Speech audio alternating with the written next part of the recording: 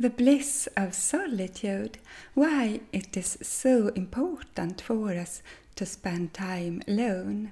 Hi, I'm Cecilia Lesvollin from Inventicity, the channel where we combine inventiveness and felicity.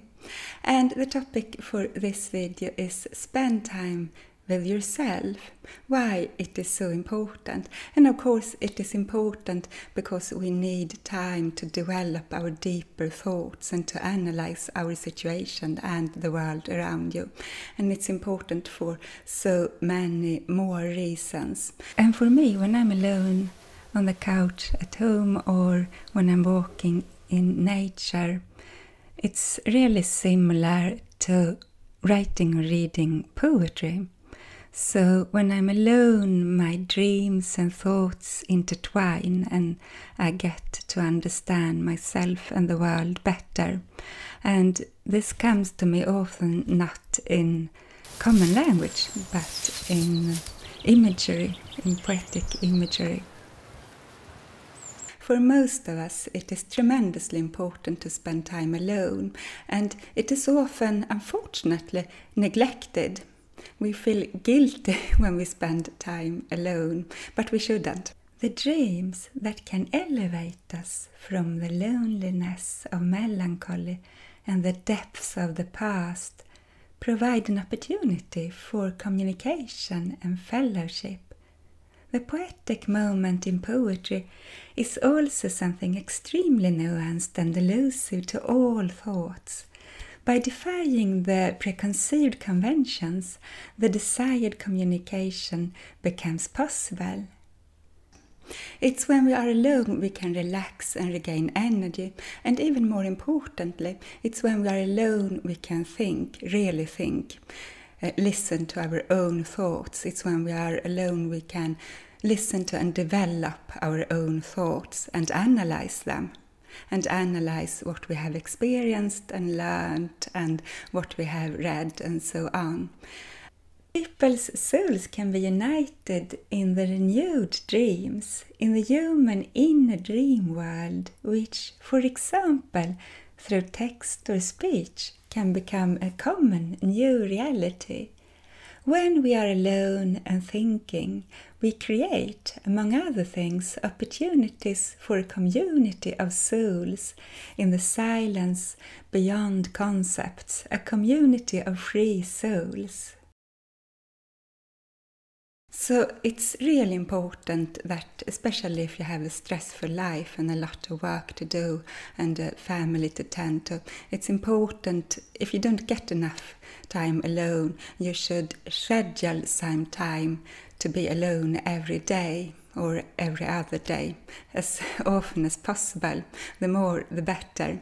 You can stay in your home, just lingering on your couch, resting, sleeping, thinking aimlessly, dreaming.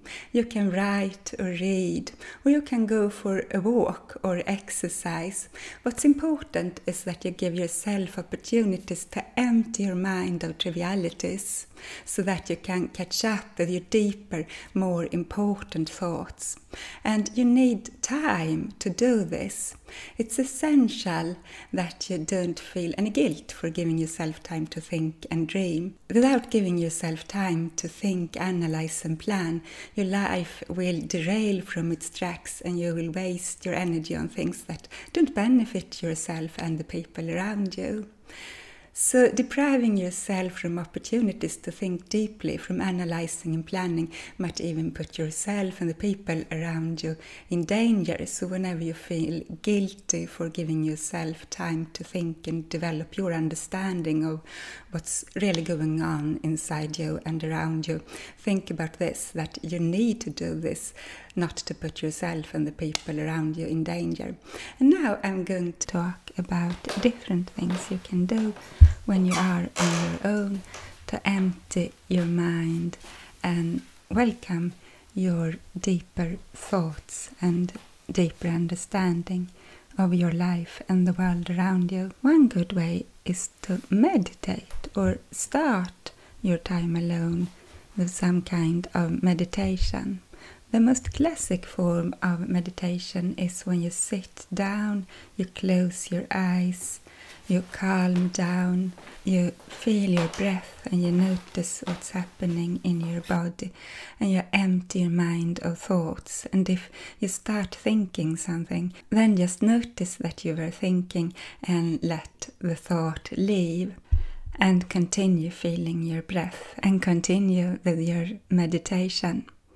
So this is just one way of meditating. Going for a walk alone in nature, or swimming alone in a lake or in the sea. That's great kinds of meditations, and they might be even better. And another thing you can do is to read great poetry. So great poetry often opens our minds to what we haven't thought of before, or it opens our minds to what is unspeakable, and it can deepen our understanding of our lives and our surroundings. And another great idea is to write poetry for the same reason. When we write poetry, or before we write poetry, when we are creative, before we start writing poetry, we might start to feel a deeper understanding of ourselves and the world.